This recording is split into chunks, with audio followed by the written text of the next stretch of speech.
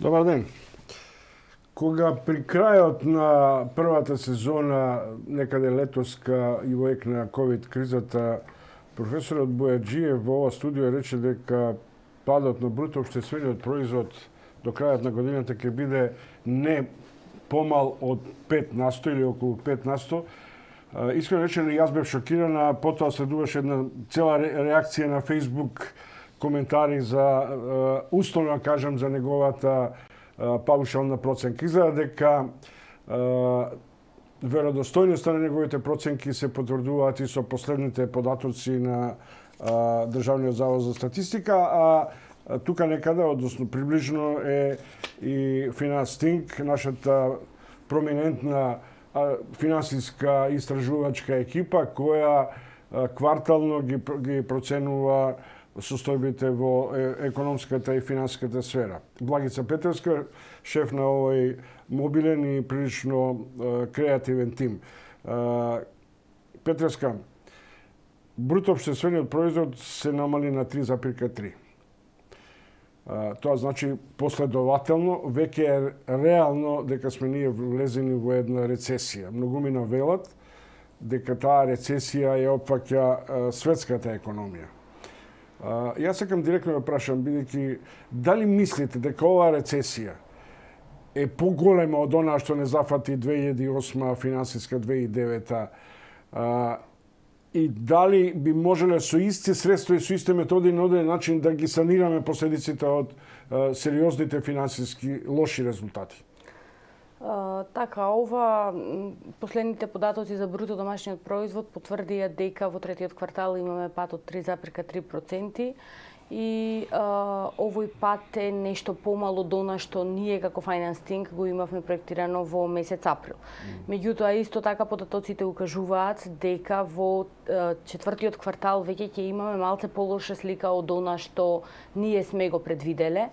Затоа што во третиот квартал знаеме дека целокупната владина поддршка која што беше во најголемата и максимална искористеност во тој период и тоа го ублажи практично тој пад во третиот квартал, меѓутоа податоците укажуваат дека кризата се пролонгира и во четвртиот квартал.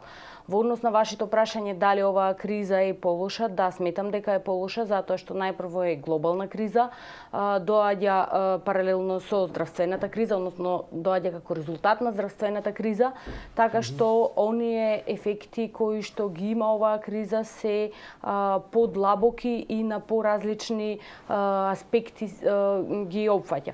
Од тука мерките кои што беа преземени беа доста со еден широк арсенал, меѓутоа исто така и на глобално ниво беа потрошени значајна сума на средства. Од тука сметам дека оваа криза ќе биде засебна целина самата по себе и можеби нема да биде споредлива со ниту една од претходните кои што сме ги искусиле. Тоа што јас забележувам, особено моите гости и така натаму, е фактот дека во еден момент поприлично стимулативно се реагираше на владините мерки за ширење на, односно стимулирање на јавната потрошувачка како инпут за потоа алиментирање на буџетските трошоци. Меѓутоа, нели ви се чини дека овој тип на социјална и финансиска инфузија ќе ги направи на одреден начин стерилизирани нашите корпорации, нашите компании, нашите менеджери кои ќе мислат дека повторно можеме да бидеме на државни јасли, без да размислуваме за нормална трансформација на собствените капацитети, за евентуално рационализирање така. Дали основната цел во сето ова е да не се зголеми невработеноста и дека е тоа главниот адут на сите овие мерки? Видете, ваков тип на мерки беа преземени од скоро сите влади. Значи, овој тип на мерки кои што во моментот кај нас се преземаат не се новина и не се нешто измислено кое што останатите не го применуваат. И веројатно таквиот сет на мерки беше потребен и неопходен за да се зачуваат работните места. Затоа што во услови на криза можеби е неблагодарно да ги оставите луѓето да искусат падови кои што понатаму ќе се рефлектира и на подолгорочниот квалитет на живот. Од тој аспект беа оправдани и резултатите покажуваат дека владините мерки дадоа поддршка и во насока на спасување на работни места, меѓутоа исто така и во насока на подобрување на или ублажување на негативните ефекти по бруто домашниот производ. Меѓутоа исто така постојат и два останати факти. Првиот факт е дека во првиот сет на мерки владината поддршка за лица невработени, односно за зачувување на работното место, беше широко таргетирана и на тој начин можеби се таргетираа и лица, односно компании кои и без таквата владина поддршка би ги зачувале работните места. Со вториот сет на мерки таквиот недостаток беше релативно коригиран, меѓутоа и понатаму остана недостатокот на недоволната реализација на мерките. Од тој аспект, колку е добро да имаме широк сет на мерки, толку неговата вкупна реализација или можеби по конкретно точна проценка колкав износ на средства ќе ни бидат потребни се значајни. Тоа од аспект на следната година многу значајно да се упати и пораката до компаниите дека овој сет на мерки се исклучиво антикризни мерки кои што постепено треба да бидат намалувани и постепено компаниите треба да бидат оставани сами на себе да функционираат. Затоа е значајно за компаниите овој период да го искористат за преадаптација на начин на кој што ќе може да бидат само одржливи во периодот после корона кризата. Владата од друга страна потребно е да идентификува кои ќе бидат тие сектори или тие компании кои што ќе бидат мотор на растот во пост-ковид период, се со цел да имаме еден мек начин на транзиција од ваков тип на поддршка на компаниите кон нивна самосталност на пазарот. Уште да го заокружиме овој дел околу невработеноста. Јас не се ставам, вие сте поголем експерт за мене. Државниот завод вели благ пат на невработеноста. Одеднаш се појавуваат бројки 45.000 расте бројот на новорегистрираните или старо регистрираните како невработени. Трет извор вели 25.000. Имаме ли ние права слика колкав е бројот на невработеноста? И дали е опфатен целокупниот пазар на труд, каде што има значаен дел на вработување, сива економија, договори за дело и така натаму. Во вашата последна реченица го дадовте и одговорот. Практично Државен завод за статистика и Агенција за вработување користат два различни методи на пресметка на стапката на невработеност или бројката на невработени. Државен завод за статистика ги вклучува во стапката на невработеност и оние лица кои што работат хонорарно и кои што работат во неформалниот дел, односно не се само со договор за вработување, додека Агенција за вработување зема предвид само оние лица кои што се само со договор за вработување. И тука е главниот проблем, затоа што нас бројот на невработени ни расте. И таа бројка според Државен завод за статистика е околу 16.000 лица кои изгубиле работа по основ на договор за вработување. Меѓутоа, кризата не ги погоди само тие лица кои се само со договор на вработување. Кризата ги погоди и оние лица кои претходно неформално работеле, оние лица кои што работеле хонорарно, кои што на некој начин извршувале некаква активност и имале приход, но не неопходно биле со договор за вработување. Оваа криза ги погоди и сите и во Државен завод за статистика се опфаќаат и тие лица. Меѓутоа, една карактеристика што мора да се води сметка при креирањето на политики е тоа дека не треба да бидат таргет само лицата кои се невработени, туку треба да бидат таргет пошироко и активното население. Затоа што во последните податоци укажуваат дека лицата се пасивизираат.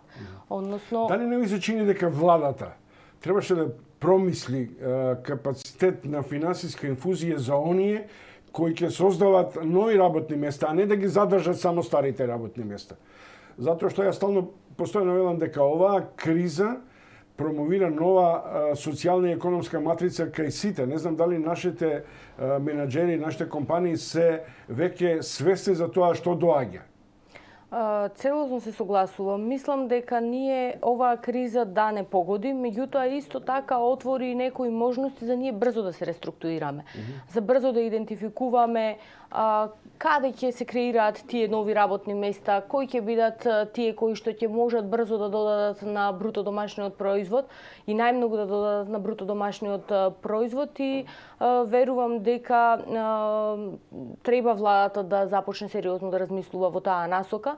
Ние во моментот работиме на една студија која што се однесува на извозно ориентираните компании, меѓутоа која точно треба да покаже дали тука постои потенцијал, колкав е тој потенцијал и кои се тие мерки кои што треба да бидат преземени во следниот период, интервентно да бидат преземени за ние потенцијалот за ново производство, потенцијалот за инвестиции да го подигнеме на едно максимално ниво.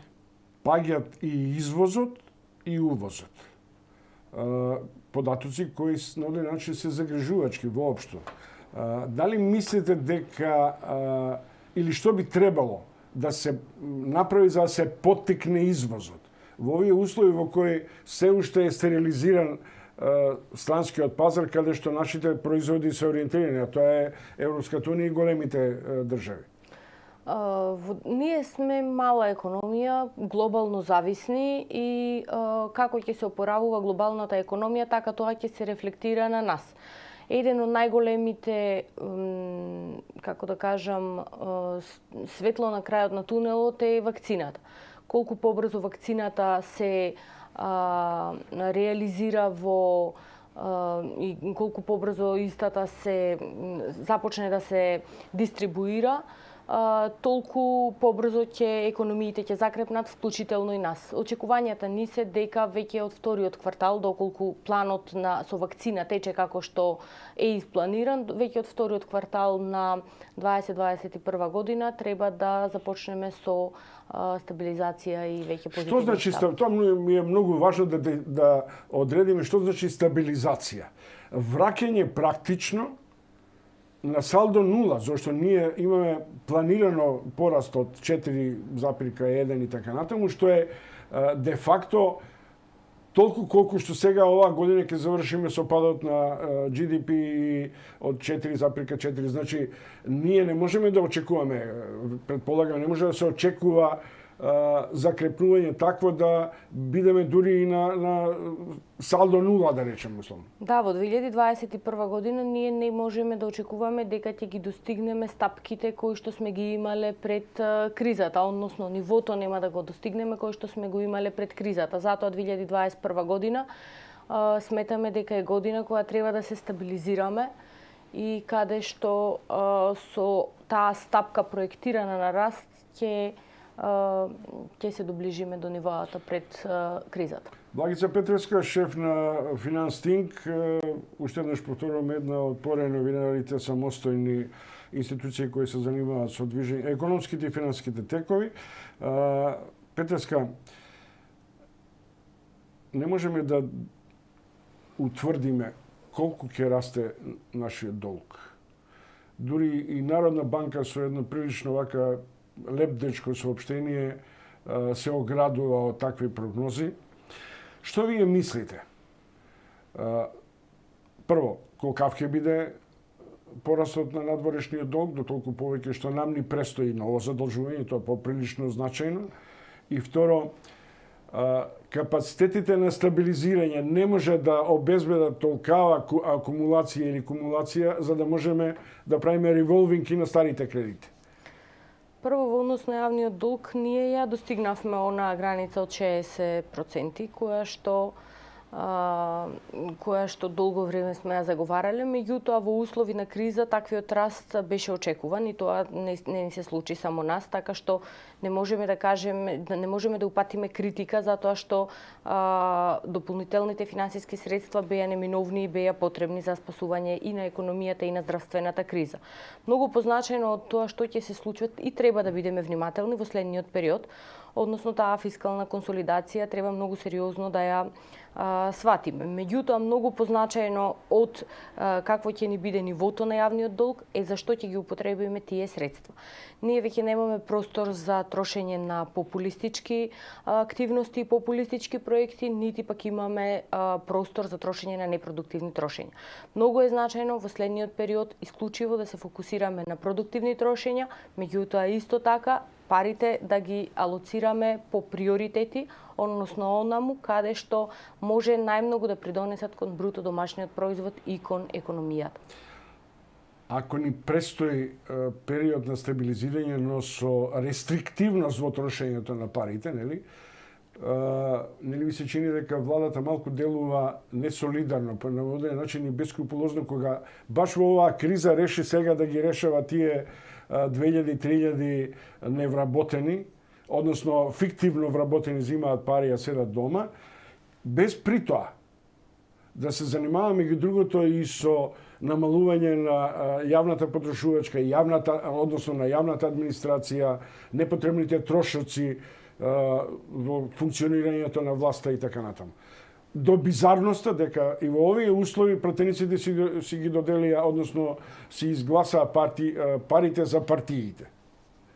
Тоа е во сферата на политичката или етичката компонента на финансиите и економијата. Апсолутно, оваа криза требаше да извади на површина дека ние сите сме солидарни и дека сите ќе придонесеме на некој начин. Факт е дека во оваа криза не сите еднакво придонесоа кон заздравување или кон намирување на тие долгови, па вклучително и оние кои што вие ги споменавте, можеби се дел од таа група. Сега за крај од разговорот со Благица Петревска од Финанстинк, ви оставам простор да направите јавна проценка. Што не очекува до година?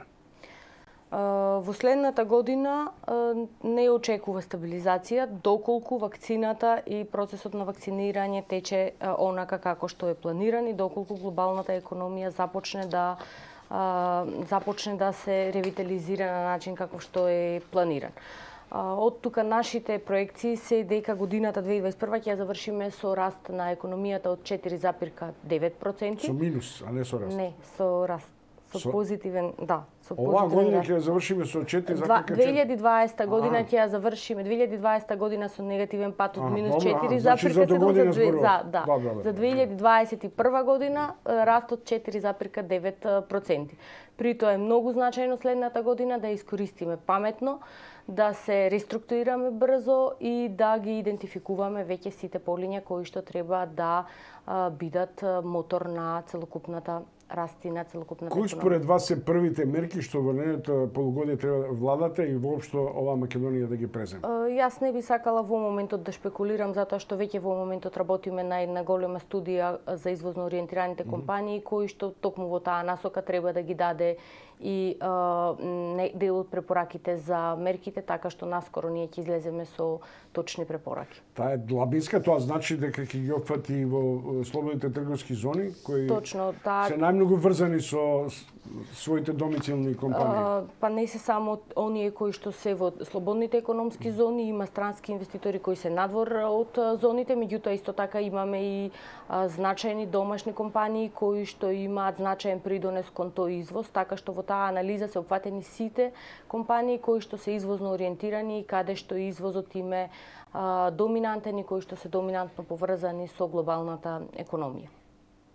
Извозот е најважната компонента, зашто меѓу другото треба да се субституира или да се намали увозот, заради што би требало да издвојуваме други стимулации. Кога се работи за извозот и увозот, дали мислите дека треба да продолжат меѓу другото и стимулациите за компаниите во слободните економски зони?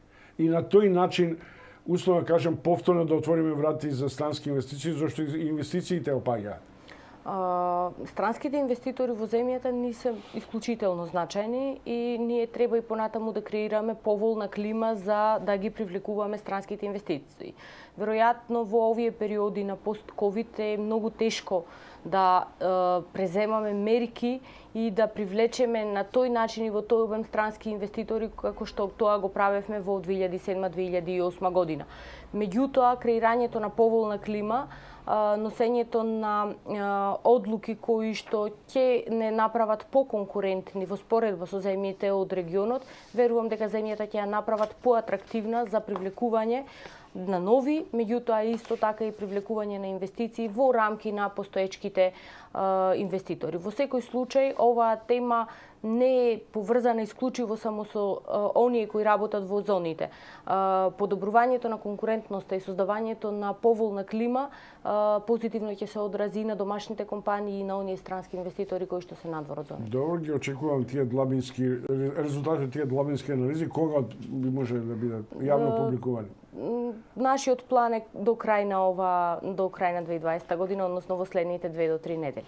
Благодарам, тоа беше Благица Петревска, шеф на тимот на Finance Team, кој се занимава и кој квартално објавува вакви глобални анализи за економските и финансските движења. Сега е Вести, а потоа Сашо Дановски и Слободан Унковски во ова студио за, предполагам, меѓу другото, за целокупноста на социјалниот и меѓународниот аспект на Македонија во овие услови.